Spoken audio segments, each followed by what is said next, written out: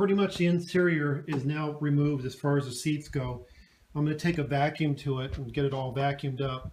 And then once that's done, then most of this carpeting that's in here already, it'll just, it's glued down, so we're just going to tear it up. So we have the interior pretty well cleaned up. This interior actually looks like it might have been replaced at one time because it's in pretty good shape. So the next thing we want to do, all this carpet that you see here is just glued down, so it can be, chances are we're going to reuse it. There are a couple things that need to be done before you do that, and that's the sill, this aluminum sill tie down, which has 5 screws in it. We're going to be removing those 5 screws. And then another thing is underneath here is the seat belt tie down. So we're going to end up unscrewing that before we remove the carpeting. And there's one on the passenger side as well too. So those will get removed as well.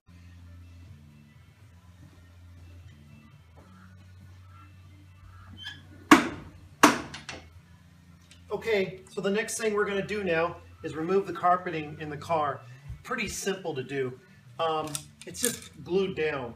So as you can see, like on this carpeting here, just give it a good tug, and it's going to end up coming right out like that. And just go around. We're just going to do each one of the areas that we can, and just start removing it. This carpeting, as I said before, is in really good shape. So we just want to take a little bit of caution to make sure we don't tear anything, which is pretty hard to tear carpeting, especially when it's new like this is. So we're just gonna do that.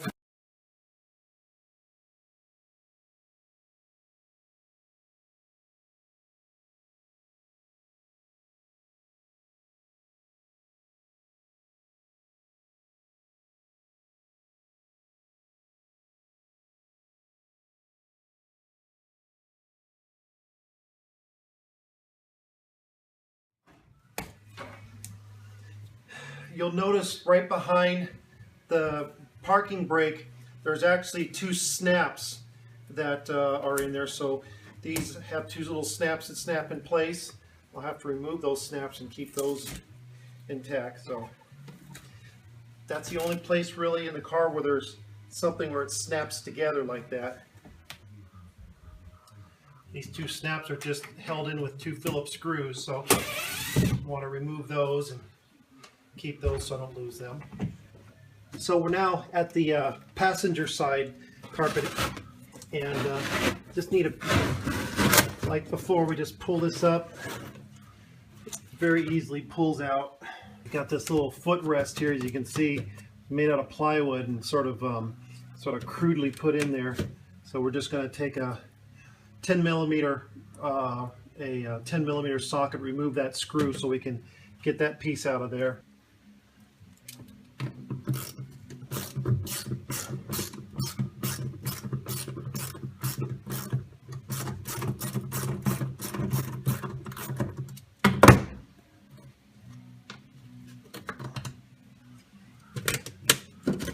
Just like that. It just got a little tongue. There's a lip underneath there, and that tongue just plugs into there, and then this plate just goes over the top just like that, just to hold it down, so it has something for the passenger to rest their feet on. And then of course the inlet for the recirculating is right there as well too, behind this panel. So then we're going to just go ahead and continue on with removing of the carpeting, which is just carefully moving everything out. And I have this little plastic scraper that I like using. It just sort of assists me on taking out some of this,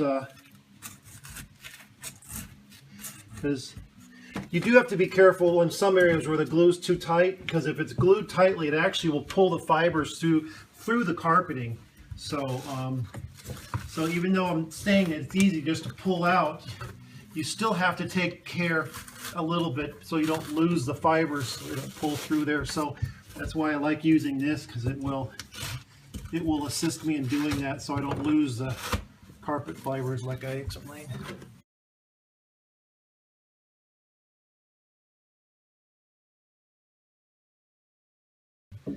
Last piece of carpet that I have is the one in that corner on the driver, right there. And we now have all the carpeting removed from inside the car.